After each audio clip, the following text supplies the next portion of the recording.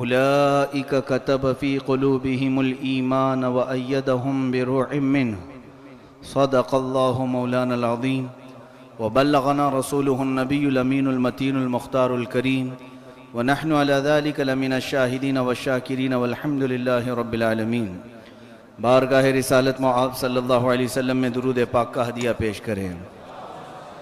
اللہم صلی علی سیدنا و مولانا محمد معدن الجود والکرم منبع العلم والحلم والحکم وآلہ الکرام وابنہ الکریم وبارک وسلم صلاة دائمة سرمدا ابدا۔ عزیزان گرامی وقار، جس زمانے میں ہم اپنی زندگی کی سانسیں لے رہے ہیں، یہ پرآشوب زمانہ، فتنوں سے بھرا زمانہ، اس دور میں جس طرح فرقہ باطلہ نے اپنے قدم جمانے کی کوششیں کی ہیں، ہم سب کو وہ زمانہ یاد آتا ہے جب ہو بہو یہی حالات آج سے 100 سال قبل کے تھے، اور ان نت نئے فتنوں کو جڑ سے ختم کرنے کے لیے اللہ عز و جل نے اپنے حبیب پاک صلی اللہ علیہ وسلم کی امت کا ایک لال امام احمد رضا کی شکل میں پیدا فرمایا تھا، اور اس مجدد وقت نے عشق رسول کی بنیاد پر رسول کریم صلی اللہ علیہ وسلم کی محبت کی جو دولت سینے میں پائی تھی، اس دولت کی بنیاد پر کھڑے ہوئے اور پھر باطل قوتوں کا ایسا دنداں شکن جواب دیا کہ اس تمام کارروائی کا اثر 100 سال گزر جانے کے بعد اب بھی باقی نظر آتا ہے۔ عزیزان گرامی، اللہ عز و جل کے پیارے رسول صلی اللہ علیہ وسلم آخری نبی بن کر کے آئے، اور اس میں کسی کو شک نہیں۔ اگر کوئی شک کرتا ہے تو اس کا اسلام سے تعلق بھی نہیں، کیونکہ اللہ کے رسول صلی اللہ علیہ وسلم خاتم النبیین ہیں۔ لیکن معاملہ یہ ہے کہ ہر زمانے میں پہلے اولیاء کرام یا انبیاء کرام باطل قوتوں کا جواب دینے کے لیے آیا کرتے تھے۔ آدم علیہ السلام سے لے کر عیسیٰ علیہ السلام تک جو نبیوں کا سلسلہ ہے، آپ دیکھیں فرعون کی سرکشی بڑھی تو موسیٰ علیہ السلام آئے، نمرود کی طاقتیں بہت زیادہ ہونے لگیں تو ابراہیم علیہ السلام مقابل میں آئے۔ اسی طرح ہر ظالم کے سامنے اللہ عز و جل نے ایک نبی کو پیدا کیا۔ انبیاء کرام علیہ السلام ان باطل قوتوں کا جواب دیتے رہے، لیکن نبی الانبیاء، آخر الانبیاء محمد رسول اللہ صلی اللہ علیہ وسلم کے تشریف لانے کے بعد نبیوں کا آنا بند ہو گیا، لیکن ظالم تو پیدا ہوتے ہی رہیں گے، برائیاں تو آئی رہی ہیں، پچھلے دور کی جو برائیاں تھیں وہ ہوتی رہیں گی۔ تو نظام یہ اللہ عز و جل نے بنایا اپنے آخری نبی کی امت کے لیے کہ اب جو پچھلے زمانے میں نبی کام کرتے تھے وہ رسول اللہ کی امت کے علماء کام کیا کریں گے۔ اسی لیے فرمایا العلماء ورثۃ الانبیاء، کہ علماء با عمل جو ہوں گے، عاملین، وہ انبیاء کرام علیہ السلام کے وارث ہوں گے، اور ان کے کام پر چلیں گے، ان کے نقش قدم پر چلیں گے۔ امت میں ہم نے دیکھا ہے رسول کریم صلی اللہ تعالیٰ علیہ وسلم کے وصال کے بعد سے ہی بہت سارے معاملات جنم لینا شروع ہو چکے تھے۔ میں اعلیٰ حضرت فاضل بریلوی امام احمد رضا خان رحمۃ اللہ تعالیٰ علیہ کے ابھی کل پرسوں عرس کی تقریبات ہیں، ان کے انتقال کو تقریباً 100 سال گزرنے کو آ گئے۔ یہ 100 سالہ عرس بریلی شریف میں منایا جا رہا ہے۔ اس ضمن میں چند مفید باتیں عرض کرنے کی کوشش کروں گا، بغیر جانبداری سے۔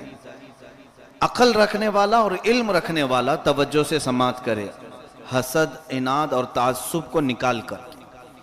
اگر کسی نے اس کے دل میں، اس کے سینے میں، اس کے دماغ میں خامخواہ کا کسی کا حسد بھرا ہوا ہے تو حسد پہلے نکالے، اور علم اور عشق کی آنکھ سے دیکھے اور انصاف کرے۔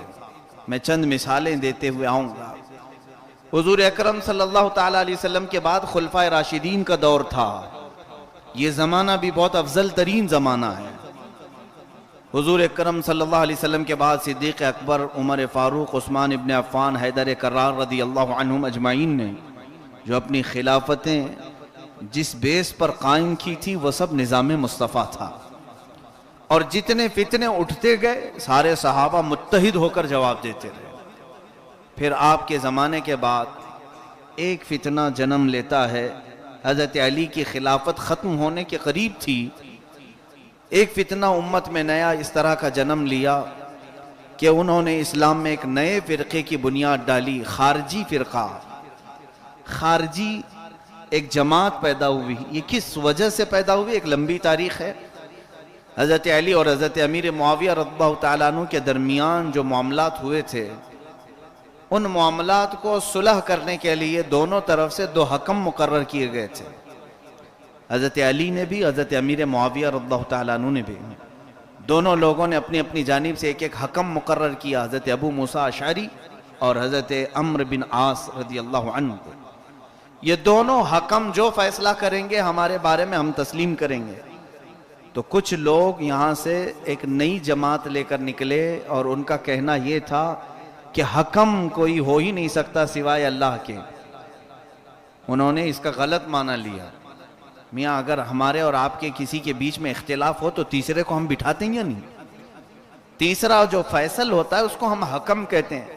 حضرت علی اور حضرت امیر معاویہ کے درمیان 2 لوگ صحابہ حکم کے طور پر آئے، لیکن ایک جماعت نے انکار کیا کہ یہ جو کچھ بھی معاملہ ہو رہا ہے غلط ہو رہا ہے، جنگ ہونا چاہیے۔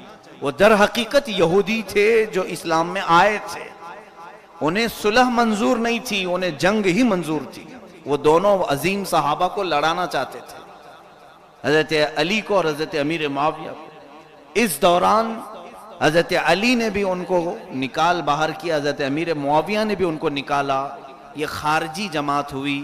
اب یہ نکلنے کے بعد معمولی نہیں رہے، بلکہ حضرت علی کو کافر کہتے تھے، حضرت امیر معاویہ کو کافر کہتے تھے، اور جتنے صحابہ ان دونوں کی جماعت میں تھے سب کو وہ کافر کہتے تھے۔ یہ ایک جماعت نکلی خارجیوں کی۔ ان خارجیوں کی جماعت کا ایک الگ سے پھر عقیدہ بننا شروع ہو گیا، اپنی فکریں اپنے طور پر یہ چھپ کے مسجدیں تعمیر کرتے رہے، حتیٰ کہ ان خارجیوں سے حضرت علی رضی اللہ تعالیٰ عنہ نے کئی جنگیں لڑی اور فرمایا کہ یہ جہنمی کتے ہیں۔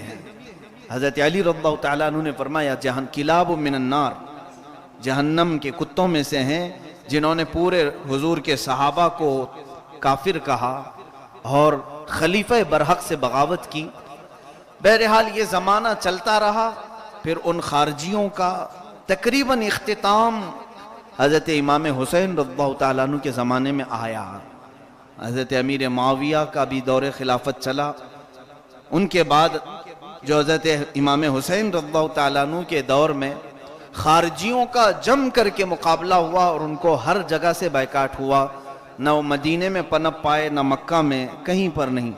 تو ایک فتنہ یہ ہوا۔ ان کے مقابل میں ایک دوسری جماعت وجود میں آئی جو اپنے آپ کو شیعان علی کہتے تھے، ہم علی کے شیعہ ہیں، ہم علی کے مددگار ہیں۔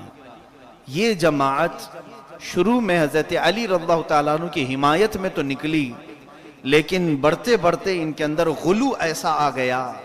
غلو کہتے ہیں کسی چیز کی اوور ایکٹنگ، جتنا ہے نہیں اس سے زیادہ کرنا۔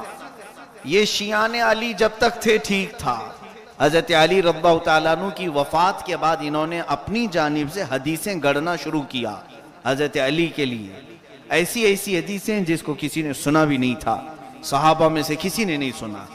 حضرت علی رضی اللہ تعالیٰ عنہ کے متعلق یہ کہنے لگے کہ اصل نبوت کے حقدار علی تھے، محمد کو دے دی گئی، معاذ اللہ رب العالمین۔ پھر ایسے ایسے عقائد جب بنتے گئے تو پھر رافضی کہلائے، شیعہ نہیں رہ گئے، رافضی کہلائے۔ شیعہ لفظ اچھا لفظ تھا جس کا مطلب ہوتا ہے مددگار، لیکن اس کو غلط معنی میں استعمال کیا جانے لگا، پھر وہ رافضی ہو گئے۔ یہ جماعتیں جب وجود میں آئیں تو ان کا قلع قمع کرنے کے لیے اللہ عز و جل نے ایک مجدد کو بھیجا، حضرت عمر ابن عبدالعزیز رضی اللہ تعالیٰ عنہ۔ حضور کے وصال کے 90 سال کے بعد یہ آئے اور انہوں نے پوری دنیا میں عدل و انصاف قائم کیا، اور ایسے کہ یہ سارے فرقوں کو ختم کیا، اور پھر اہل سنت و جماعت کا بول بالا ہوا۔ پھر چند سال گزرے، دوسری صدی آئی کہ کرامتہ ایک نیا فرقہ شروع ہوا، زندیقوں کا، تقدیر کا انکار کرنے والا ایک فرقہ آیا جس کو مرجیہ کہتے ہیں، جن کو قدریہ کہتے ہیں اور جبریہ کہتے ہیں اور مرجیہ کہتے ہیں۔ یہ تقدیر میں الگ الگ اختلافات کرتے ہوئے ایک فرقہ آیا۔ اس فرقے کے سد باب کے لیے اللہ عز و جل نے امام اعظم ابو حنیفہ رحمۃ اللہ علیہ کو پیدا فرمایا۔ آپ نے اپنی کتابوں سے، اپنے مناظروں سے دنداں شکن ان کا جواب دیا۔ پھر زمانہ گزرا کہ معتزلہ نام کا ایک فرقہ وجود میں آیا، جن کے اپنے عقائد تھے۔ ان کا کہنا یہ تھا کہ قرآن فنا ہو جائے گا، قرآن فنا ہو جائے گا، جبکہ علماء حق، علماء اہل سنت کا عقیدہ یہ، آج بھی ہمارا عقیدہ یہی ہے کہ قرآن اللہ کی صفت ہے، وہ فنا نہیں ہوگی، اسے بقا ہے۔ لیکن رہی بات یہ ورق میں لکھا ہوا، جو ورقوں میں ہم دیکھتے ہیں یہ تو مصحف ہے، اصل قرآن تو اللہ کا علم ہے، اور علم اللہ کی ذات کے ساتھ جڑا ہوا ہے، تو جب تک ذات باقی رہے گی اس کی صفت بھی باقی رہے گی۔ تو ذات کو فنا نہیں ہے تو صفت کو بھی فنا نہیں ہے، یہ ہمارا عقیدہ ہے۔ لیکن معتزلہ کہتے تھے نہیں، قرآن فنا ہو جائے گا، قرآن مخلوق ہے۔ یہ بحث چلتی رہی، 100 سال گزر گئے، اور انہوں نے طاقت و قوت بھی حاصل کی، اور ایسی طاقت و قوت کہ حرم پاک میں امامت ان کی تھی، قاضی ان کے تھے، بڑے بڑے منصب ان کے تھے، زبردستی علماء کو درے لگاتے تھے، کوڑے مارتے تھے۔ امام احمد بن حنبل رضی اللہ تعالیٰ عنہ ان کے جواب میں کھڑے ہوئے اور ایسا مجاہدانہ کردار ادا کیا کہ آپ کو سرے بازار ان لوگوں نے کوڑے مارے۔ اس کے باوجود امام احمد بن حنبل بازار میں بھی اعلان کرتے رہے، قرآن اللہ کی صفت ہے، اسے فنا نہیں ہے۔ ان علماء کو اللہ ہر 100 سال میں پیدا کرتا رہا اور یہ باطل جماعتوں کا جواب دیتے رہے۔ پھر زمانہ اور آگے بڑھا، صوفی نام سے فلسفیوں کا ایک دور آیا۔ صوفیاء کرام بڑی اچھی جماعت کو کہتے ہیں، لیکن ان میں بعض ایسی غلو کی چیزیں آ گئیں کہ یہ خدا کا حلول ثابت کرنے لگے۔ مثال کے طور پر وہ کہنے لگے کہ خدا اس میں آ گیا ہے، خدا اس میں آ گیا ہے۔ بعض لوگوں نے کہا خدا مدینے میں اتر پڑا ہے۔ یہ غلو ہوتا گیا۔ تب ان فلاسفہ کے، فلسفیوں کے، صوفیوں کے رد کے لیے اللہ عز و جل نے امام غزالی کو پیدا فرمایا۔ امام غزالی رحمۃ اللہ تعالیٰ علیہ نے اس فتنے کا بھرپور سد باب کیا۔ ہر زمانے میں علماء حق آتے رہے۔ پھر آپ یہاں ہند کی بات لے لیں، ہندوستان کی 1000 سال ہونے کو آئے تھے حضور صلی اللہ علیہ وسلم کی وفات ظاہری کو۔ یہاں ایک نیا فتنہ اکبر بادشاہ نے شروع کیا تھا، دین الہی نام سے، یعنی اب اسلام پرانا ہو چکا ہے، 1000 سال ہو چکے ہیں، اب اس دین کو نیا کچھ موڈیفائی کرنا چاہیے۔ اس نے موڈیفائی کے نام پر ایسے کام کر دیے کہ ہر مسجد میں اس نے سیپ بجانا جو ہندوؤں کا شعار ہے اس کو لازم کر دیا اذان کی جگہ، اور ہر ممبر پر مورتی بھی رکھی جائے گی، نماز بھی ہوگی، مورتی پوجا بھی ہوگی۔ یہ تمام چیزیں اس نے ایسے ایجاد کر دیے کہ دین الہی اس کا نام دیا۔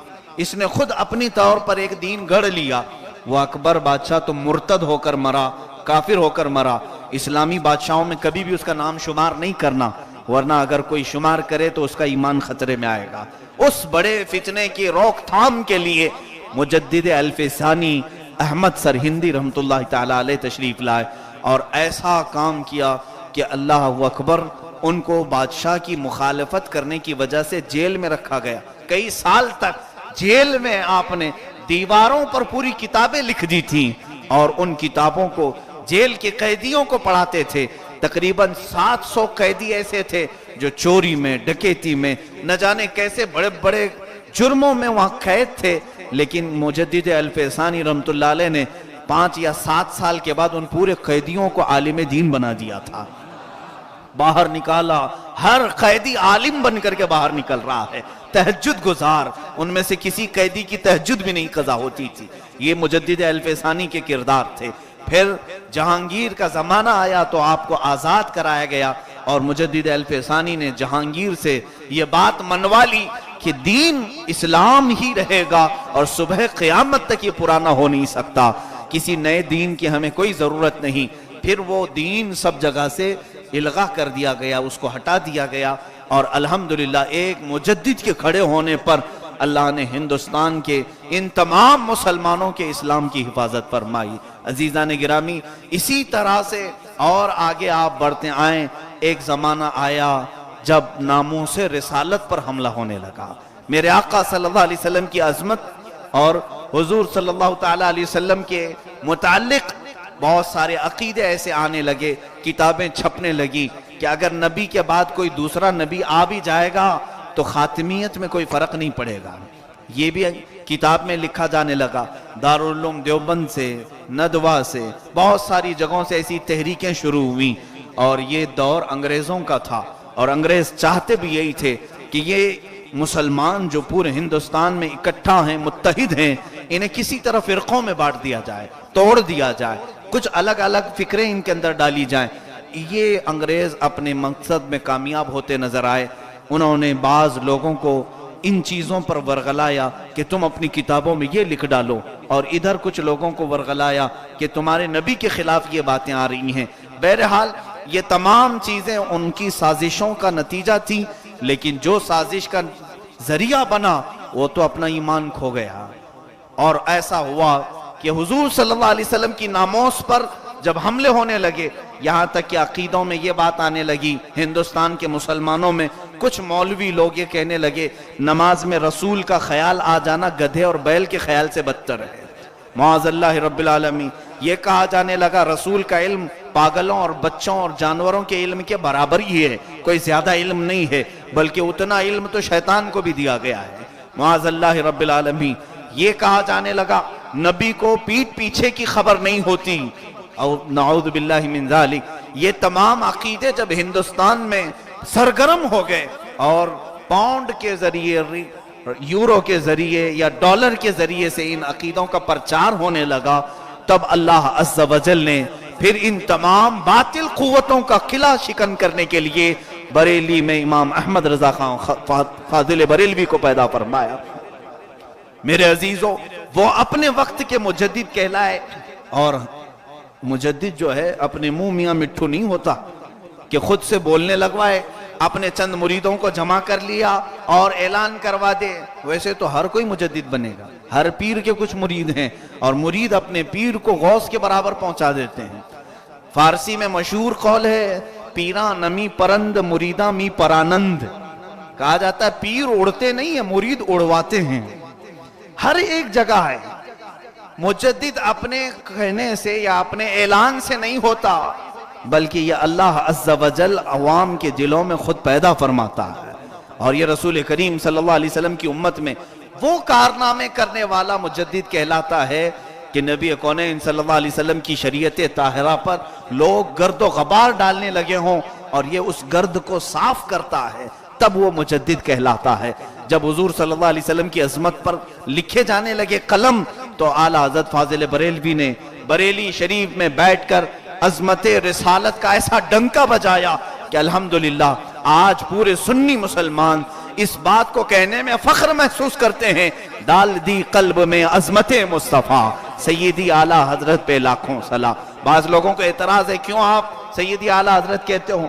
کسی کے احسان کا ہم اتنا بھی بدلہ نہیں دے سکتے؟ کوئی ہمیں کھانا کھلا دے تو ہم اسے دعا دیتے ہیں، اور امام احمد رضا نے عشق رسول کی دولت پلائی، کیا ہم ایک شعر سلام میں نہیں پیش کر سکتے؟ عزیزان گرامی، اس کو میں ایک مثال سے سمجھاؤں۔ یہ مسلک اعلیٰ حضرت ہے کیا؟ کیوں مسلک اعلیٰ حضرت کہا جاتا ہے؟ میں سب سے پہلے یہ بات بتاؤں، تعصب، حسد، عناد، دشمنی، کینے کی اینک نکال کر کے دیکھو، بات کو غور سے سنو۔ کوئی ضروری نہیں آپ کو مسلک اعلیٰ حضرت کہنے پر ہم مجبور نہیں کرتے۔ دین وہی ہے جو مصطفیٰ کریم صلی اللہ علیہ وسلم لے آئے، شریعت وہی ہے، لیکن ہر زمانے میں یہ دین اسلام جماعت اہل سنت کسی الگ الگ نام سے پہچانی جاتی رہی۔ ایک دور تھا جب لوگ شیعوں کا، رافضیوں کا دور، کہ جب حضرت ابوبکر صدیق اور حضرت عمر کو گالیاں دیتے تھے، تب اہل سنت و جماعت حق مذہب کسے کہا جاتا تھا جانتے ہیں آپ؟ اس زمانے میں حب الشیخین یہ نام تھا اہل سنت و جماعت کا، یعنی دونوں شیخ سیدنا ابوبکر صدیق حضرت عمر کی جو محبت کرتا ہے وہ اہل سنت و جماعت میں سے۔ یہ اس دور میں، اور پھر عقیدے کا جب بگاڑ پیدا ہوا تو امام ابو منصور ماتریدی کے نام سے دین اسلام چلتا رہا، امام ابو موسیٰ اشعری رضی اللہ تعالیٰ عنہ کے نام سے یہ تمام چیزیں چلتی رہیں ہر دور میں۔ آج ہم اگرچہ کسی کو اعتراض ہو تو میں اس کو اجازت دیتا ہوں، آپ مسلک غوث اعظم بھی کہہ سکتے ہو، مسلک غریب نواز بھی کہہ سکتے ہو، مسلک امام اعظم ابو حنیفہ بھی کہہ سکتے ہو، آپ ان اولیاء کاملین کے نقش قدم پر ہو تو بالکل کہہ سکتے ہیں، کوئی آپ کو اعتراض نہیں، کسی کو کوئی اعتراض نہیں۔ لیکن بات یہاں یہ ہوتی ہے، اعلیٰ حضرت فاضل بریلوی رحمۃ اللہ علیہ کا اس زمانے میں نام اس لیے لیا جاتا ہے کہ وہ ابھی ہمیں ماضی قریب کے مجدد ہیں، قریب کے ہمارے سے گزرے ہوئے مجدد ہیں۔ مثال اس کی یوں دوں، آپ کے علاقے میں روڈ ہے، باہر مسجد کے باہر ایک روڈ ہے، اب اس روڈ کو آپ جانتے ہیں برسوں سے ہوگا، بہت پہلے کا روڈ ہوگا، بہت پرانا روڈ ہوگا۔ اب یہ روڈ پتہ نہیں کب سے چل رہا ہے، لیکن کبھی ایسا ہوتا ہے کہ روڈ کے زیادہ استعمال پر چلتے پھرتے گڈھے تو ہوتے ہیں، کبھی اوبڑ کھابڑ ہوتا ہے، بہت ڈیمیج ہو گیا تھا روڈ۔ میں آپ سے یہ لگتی ہوئی بات بتا رہا ہوں، بہت ڈیمیج تھا روڈ۔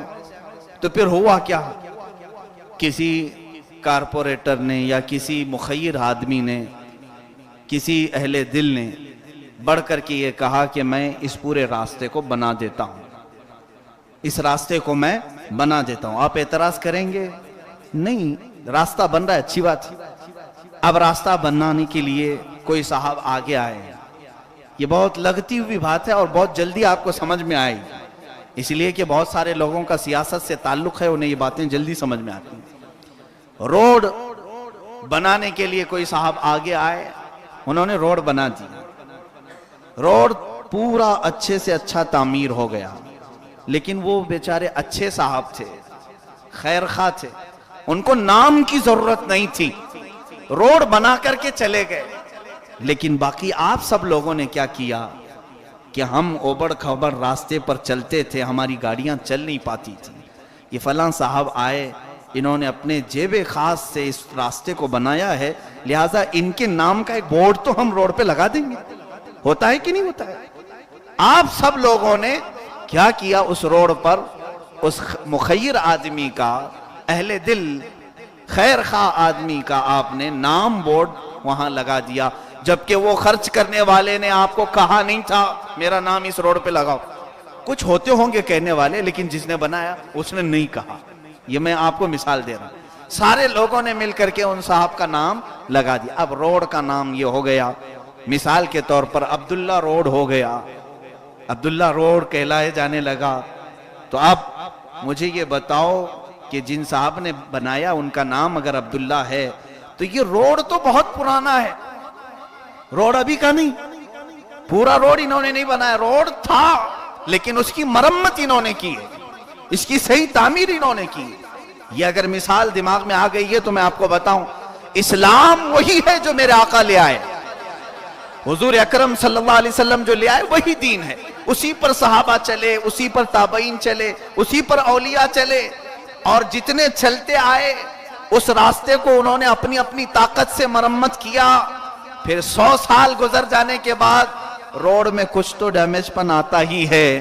اسی طرح سے ناموں سے رسالت پر کہیں کھڈے پڑے ہوئے تھے، مسلمانوں کے عقیدوں میں بگاڑ آنے لگا، تب امام احمد رضا خان فاضل بریلوی کھڑے ہوئے اور انہوں نے اس راستے کو اپنے قلم سے، اپنی زبان سے، اپنے عشق سے پورا ڈیمیج پن جو تھا صحیح کر دیا۔ اور انہوں نے کبھی نہیں کہا یہ راستہ میں نے اب صحیح بنا دیا ہے، میرا راستہ ہے، نہیں، انہوں نے یہی کہا یہ 1400 سال پرانا راستہ ہے، لیکن ہم جو بعد والے ہیں ہم نے تو ان کا احسان مانا، ہمارے لیے ٹیڑھا میڑھا راستہ بہت سارے لوگوں نے کیا تھا، اس امام احمد رضا نے اس راستے کی مرمت کی ہے، اس لیے اس راستے کا نام ہم نے مسلک اعلیٰ حضرت کہا ہے۔ اب سمجھ میں آئی ہوگی آپ کو بات۔ اب ان کے بعد بھی اگر کوئی اس طرح سے اصلاح کرتا ہے تو یقیناً اس شخصیت کا بھی نام لیا جائے گا، ایسا نہیں ہے کہ محدود ہو گئی ایک بات۔ میں اسی لیے کہتا ہوں غیر جانبداری سے سوچو، تعصب نکال کر، حسد و عناد کی آنکھ نکال کر۔ اعلیٰ حضرت فاضل بریلوی رحمۃ اللہ تعالیٰ علیہ کے کمالات ذکر کرنے کا وقت اتنا نہیں ہے، میں محض اتنی بات بتا دوں کہ سب سے بڑا کمال اگر کوئی ہے ان کے اندر، وہ اگر گنانے میں جائیں ان کی حدائق بخشش جو نعتیہ دیوان ہے اس کے ایک شعر پر اگر گفتگو کرنے کھڑے ہو جائیں تو 4 گھنٹے کا بیان ہو جائے. اس طرح ہزاروں کے شعر اس میں موجود ہیں جو حضور صلی اللہ علیہ وسلم کی محبت میں آپ نے بیان کی. یہ اپنی جگہ پر علم و فن کی بات آئے تو 1000 کتابیں آپ نے لکھی ہیں، 1000 سے زیادہ کتابیں. اور کتنے علوم پر؟ تقریباً 55 علوم پر، 55 الگ الگ علم پر آپ نے کتاب لکھی ہیں.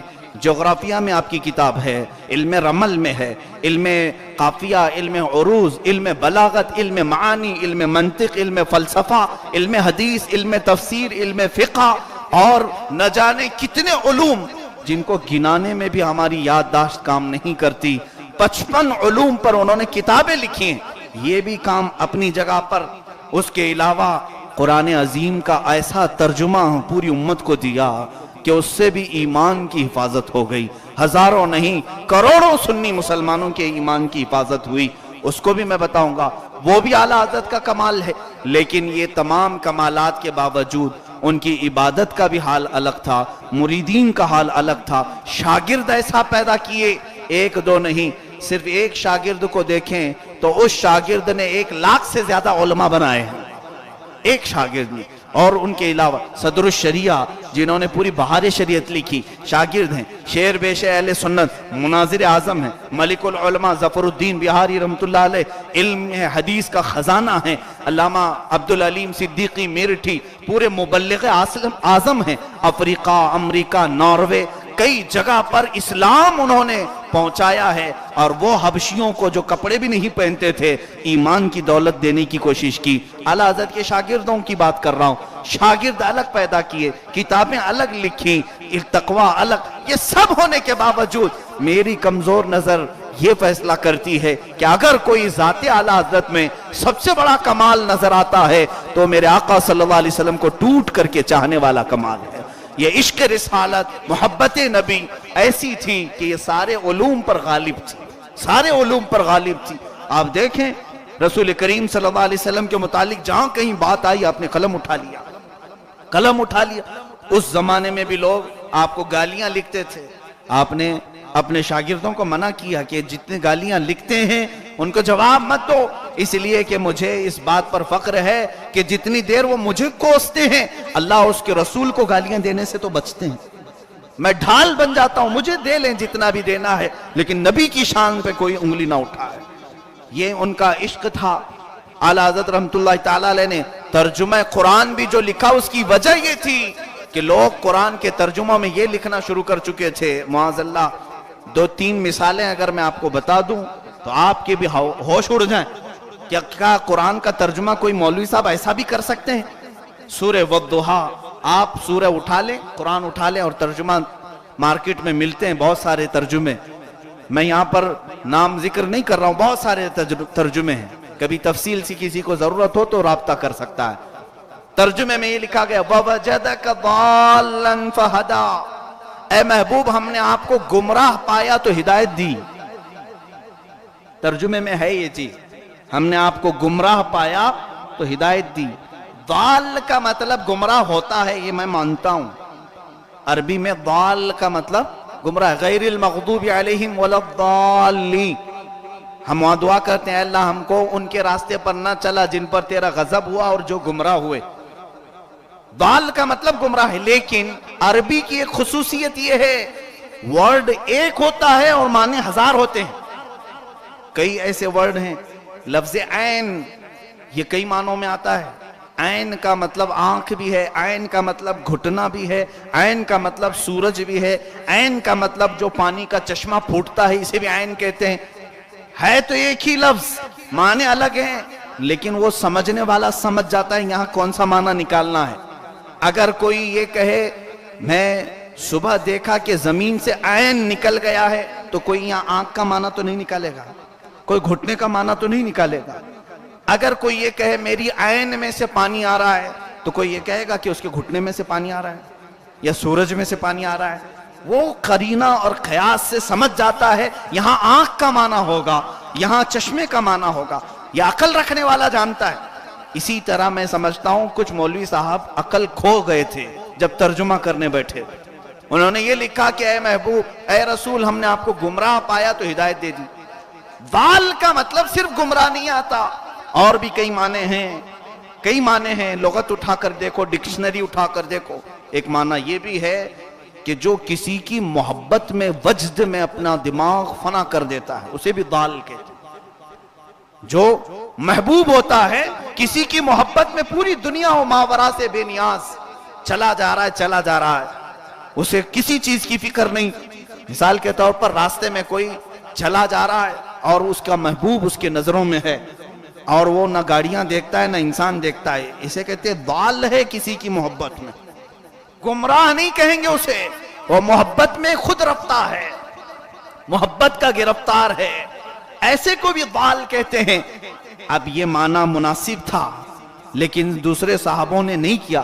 اعلیٰ حضرت کا کنز الایمان اٹھا کر کے دیکھو، 30واں پارہ سورہ والضحیٰ میں جب اس آیت کا معنی کرنا ہوا، ترجمہ کرنا ہوا، آپ لکھتے ہیں وَوَجَدَكَ ضَالًّا فَهَدَىٰ، اے رسول، ہم نے آپ کو اپنی محبت میں خود رفتہ پایا تو اپنی طرف بلا لیا۔ اس سے ایمان بھی بچا، ایمان بھی بچا، عشق رسالت کا تقاضا بھی پورا ہوتا ہے۔ یہی تو سمجھ میں آتا ہے کہ ان کا کمال کہ چھوٹی سی چیزوں میں ہمیں بچا لیا۔ سورہ فتح میں 26ویں پارے کی سورہ پہلی آیتیں ہیں، وہاں پر بھی کچھ لوگ ترجمہ کرتے ہوئے دھوکہ کھا گئے۔ قرآن کی آیت ہے اِنَّا فَتَحْنَا لَكَ فَتْحًا مُبِينًا لِيَغْفِرَ لَكَ اللَّهُ مَا تَقَدَّمَ مِن ذَنبِكَ وَمَا تَأَخَّرَ، اے محبوب، ہم نے آپ کو روشن فتح دی۔ دوسروں کا ترجمہ میں سنا رہا ہوں آپ کو، اے رسول، ہم نے آپ کو روشن فتح دی تاکہ آپ کے اگلے پچھلے گناہ معاف کر دیے جائیں۔ ایک اجنبی آدمی اگر اس ترجمے کو لے کر پوچھے، اے مسلمان بتا تیرے رسول کے وہ کون سے اگلے پچھلے گناہ ہیں جس کو رب نے معاف کیا ہے؟ قرآن میں لکھا ہوا ہے، ترجمے میں پڑھ کر کے وہ یہ سوال کر سکتا ہے، اے مسلمانوں بتاؤ، اسے جواب کیا دو گے؟ تمہارے نبی کے کون سے گناہ تھے جو اللہ معاف کرنے کی بات یہاں کر رہا ہے؟ ترجمے میں آلریڈی لکھ دیا گیا، چھاپ دیا گیا، اے رسول، آپ کے اگلے پچھلے گناہ معاف کر دیا رب نے۔ جبکہ ہمارا عقیدہ یہ ہے رسول معصوم ہوتا ہے، گناہ کرنا تو دور کی بات، سوچ بھی نہیں سکتے، اللہ نے انہیں گناہ کا مادہ رکھا ہی نہیں۔ فرشتے اور نبی معصوم ہوتے ہیں۔ جب ہمارا عقیدہ یہ ہے تو یہاں ترجمہ آیا کیسے؟ دھوکہ کھا گئے، غلطی کر بیٹھے۔ ایسی غلطیوں کے وقت میں امام احمد رضا کو پڑھنے کی ضرورت ہے۔ دیکھو تو اصلاح ہو جائے، کتابت کی بھی اصلاح ہو جائے، دماغ کی بھی، اور عشق رسالت کے بھی اصلاح ہو جائے، ایمان کا بھی۔ اعلیٰ حضرت نے ترجمے میں لکھا، اے محبوب، ہم نے آپ کو روشن فتح عطا کی تاکہ آپ کے ذریعے سے آپ کے اگلے اور پچھلے لوگوں کے گناہ معاف ہو جائیں۔ کتنی بڑی بات ہے، اے نبی، آپ کے ذریعے سے آپ کے اگلے اور پچھلے لوگوں کے گناہ معاف ہو۔ یہاں لوگوں کے گناہ معاف ہونے کی بات ہے اور وہاں ڈائریکٹ رسول کے گناہ معاف کرنے کی بات کی جا رہی۔ ایمان والو ذرا اپنے دل پر ہاتھ رکھ کر بتاؤ کون سا ترجمہ تمہیں ایمان سے قریب نظر آتا ہے؟ یہی کنز الایمان ہے جس کا نام ہی رکھا گیا ایمان کا خزانہ ہے، ایمان کا خزانہ ہے۔ میرے عزیزو، ہم یوں ہی ایک بات میں بتا دوں، مبالغہ کرنے کی مجھے بھی عادت نہیں، خواہ مخواہ کسی کے اوپر لفظی پھینکو جس کو کہتے ہیں، ایسی عادت ہماری نہیں۔ الفاظ پھینکنا، جب تک آتھینٹک بات ہمارے پاس نہیں ملتی، میں اوور کسی کے متعلق بولنے کا عادی نہیں۔ لیکن اعلیٰ حضرت کو میں نے بچپن سے پڑھا ہے، ان کی کتابیں دیکھی ہیں، علم لدنی ان کو اللہ تعالیٰ نے جو عطا کیا تھا۔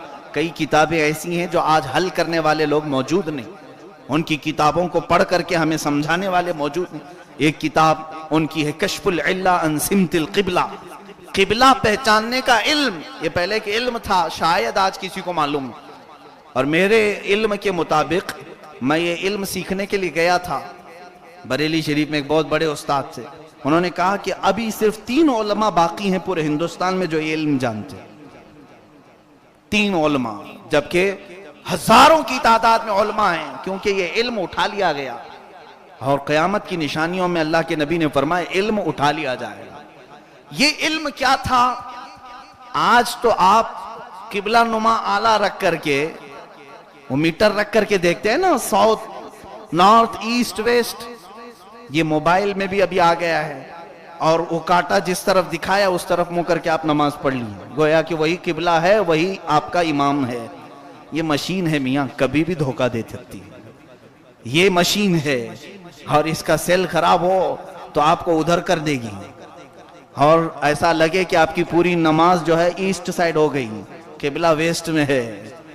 تو یہ کاٹے پر ایمان آ گیا اکثر لوگوں کا آج کے دور میں، لیکن پہلے ایسا نہیں تھا، یہ مشین تھوڑی نہ بنی تھی، اس کا باضابطہ علم تھا، ستارے دیکھے جاتے تھے، اور اس کے بعد شہر کا طول البلد عرض البلد دیکھا جاتا تھا، وڈتھ اور لینتھ، اور پھر یہ سطح سمندر سے کتنا اوپر ہے یہ دیکھا جاتا تھا، اور اس کے بعد پھر ہمارے ملک میں یہ کس لوکیشن پر ہے، یہاں سورج کس طرف سے نکلتا ہے، کس طرف ڈوبا جاتا ہے، یہ دیکھا جاتا، اور تقریباً یہ تمام چیزیں جمع ہونے کے بعد ایک میتھمیٹکس ہے، حساب ہے، اسے حساب میں لگایا جاتا تھا۔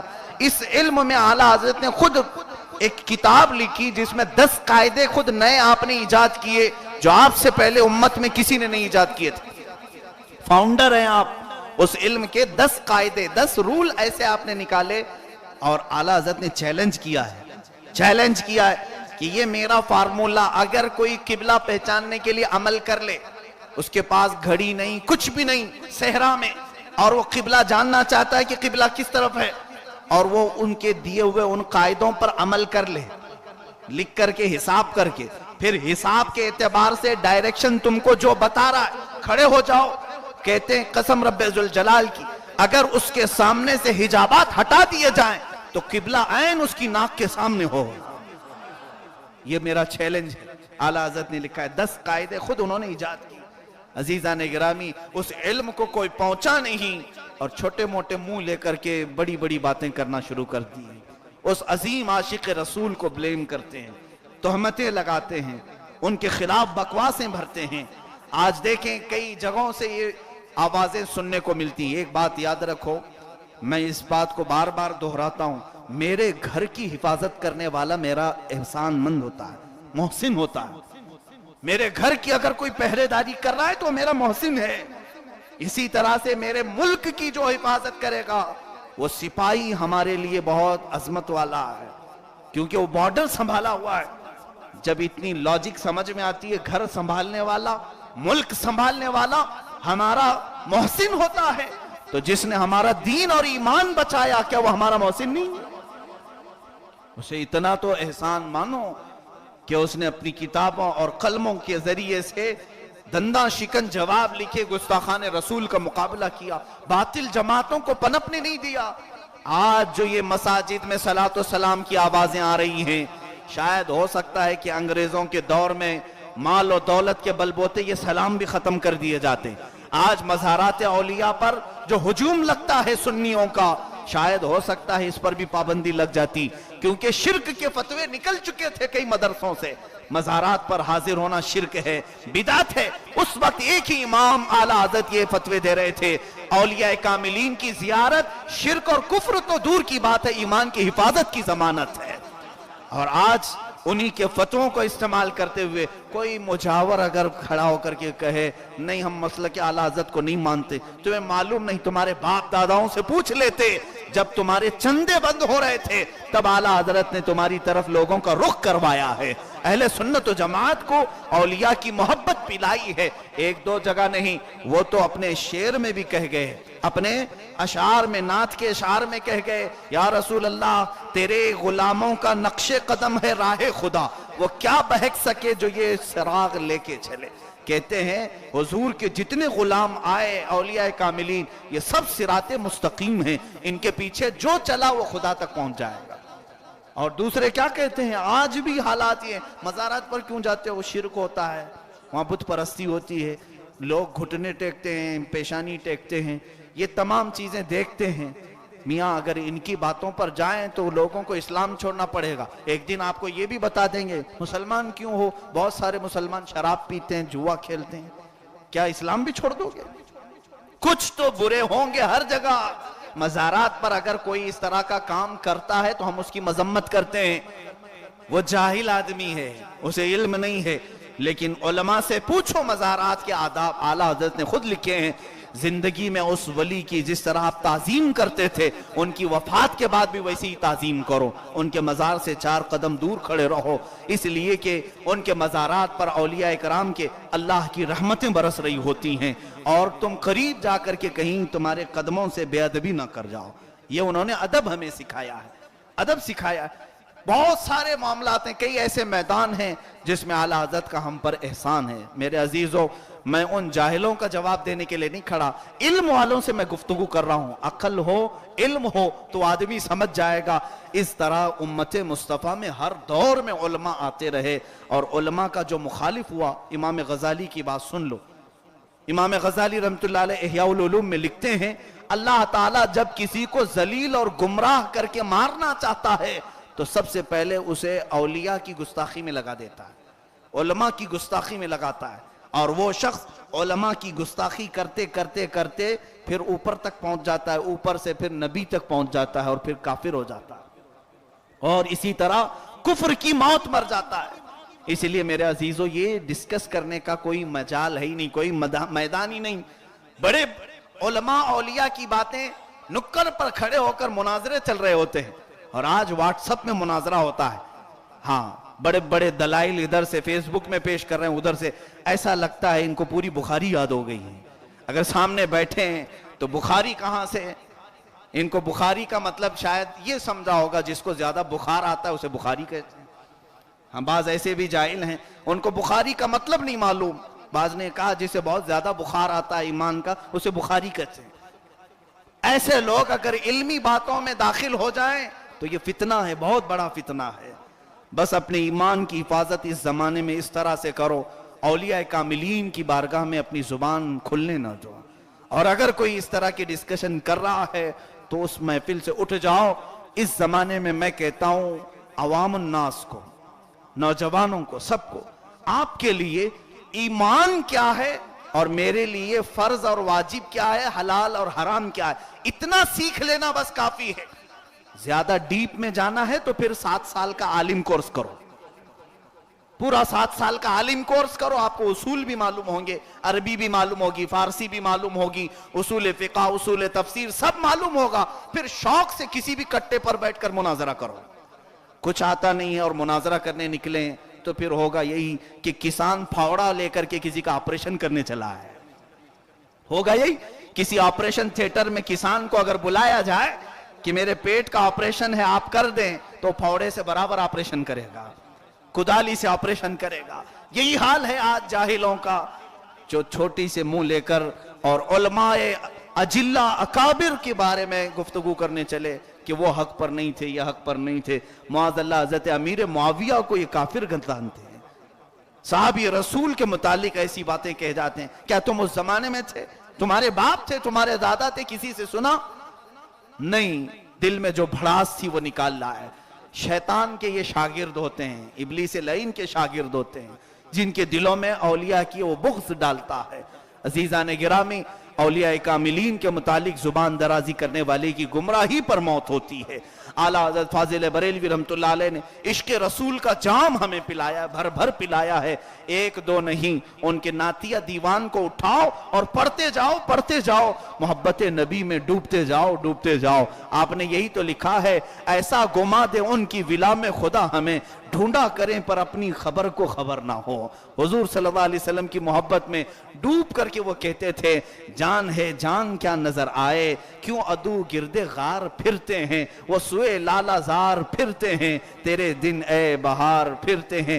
آپ نے دیکھا ایک مثال ان کی، کسی کی سوچ بھی وہاں تک جاتی نہیں ہے، جہاں اعلیٰ حضرت اپنے شعر میں لکھتے ہیں، حضور صلی اللہ علیہ وسلم ہجرت کے موقع پر غار ثور میں تھے 3 دن تک، واقعہ تفصیل سے نہیں بتا رہا، حضرت ابوبکر کے ساتھ تھے، کفار عرب کے مکہ کے ڈھونڈتے ہوئے اس غار تک پہنچے، اور غار کے آس پاس سب ڈھونڈ کر کے اندر نہیں گئے، وہ باہر سے وہاں سے چلے آئے۔ یہ واقعہ معلوم ہے، اور 1-2 منٹ تک نہیں، گھنٹوں تک ڈھونڈتے رہے، گھنٹوں تک، بلکہ کہتے ہیں 1 پہر گزر گیا، 1 پہر تقریباً 4 گھنٹے کا ہوتا ہے، 4 گھنٹے تلاشی کی انہوں نے، हुजूर और हजरत अबू बकर नहीं मिले? कौन सा लॉकर था वहां पर? गार है पत्थर का और कुछ भी नहीं। उस वाक़े को आला हज़रत क्यों कैसे फरमाते हैं? देखा, आप जिंदा हैं, मैं जिंदा हूं। हमारे जिंदगी में सबसे बड़ी चीज है क्या? जान है। क्या है? जान है। और जान आपने कभी देखा? आपकी नाक तो दिखती है, आपकी आंख, ये सारे पार्ट है।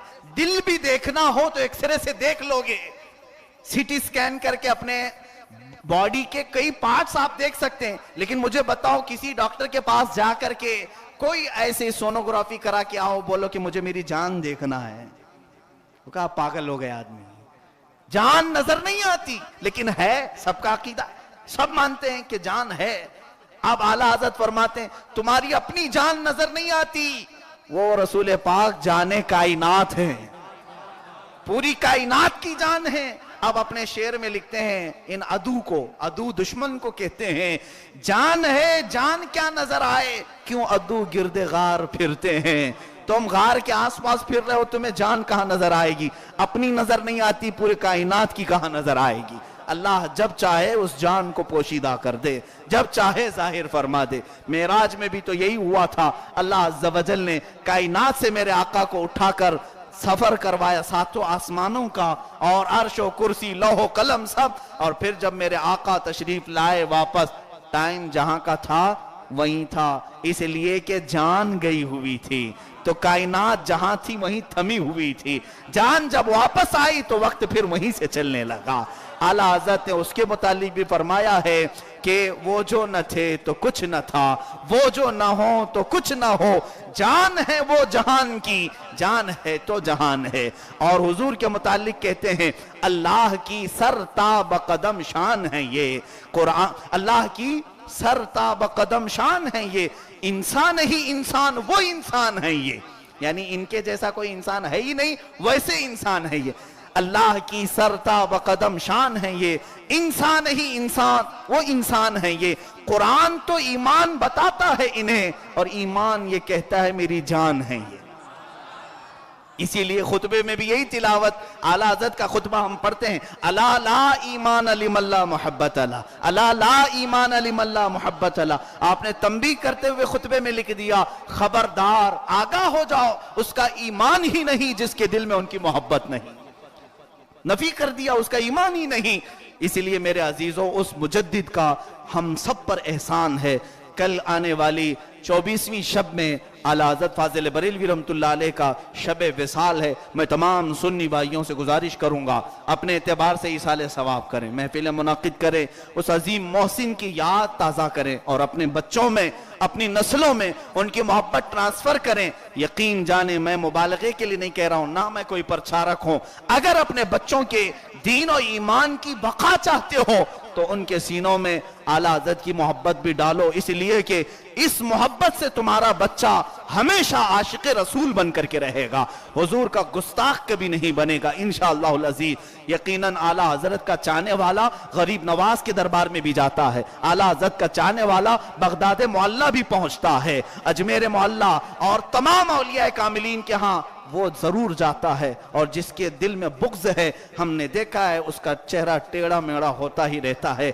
उलमाए अरब ने ये लिख दिया है, हज़रत एक बहुत बड़े बुजुर्ग हैं अहमद सालेह, या गालिबन उनका मुफ्ती मदीना थे, उन्होंने कहा है, अरबी में लिखा है, इदा जाअ रजुलुम मिनल हिंद, जब कोई हिंदुस्तान से हमारे पास आता है, आज से 50 साल पहले की लिखी हुई बात मैं बता रहा हूं, अरबी बुजुर्ग हैं, मदीना तैयबा के रहने वाले, कहते हैं जब कभी कोई हिंदुस्तान से हमारे पास मिलने आता है, फनसअलुहु अनि शेख अहमद रजा खान, तो सबसे पहले हम उससे अहमद रजा खान के बारे में पूछते हैं, और फिर गौर से देखते हैं उसका चेहरा, अगर वो मुस्कुराता है या फिर फीका नीला काला पीला पड़ता है। ये वो लिखे हुए अरबी में आज भी। वो कहते हैं हम देखते हैं, हिंदुस्तान से आए, पूछते हैं शेख अहमद रजा को जानते हो, तो देखते हैं उसके चेहरे को, अगर उसके चेहरे पर खुशी के आसार नजर आ गए, फनंजुरुहु हुवा मिन अहले सुन्ना, वो कहते हैं फिर हम यकीन कर लेते हैं कि अहले सुन्नत व जमात से है।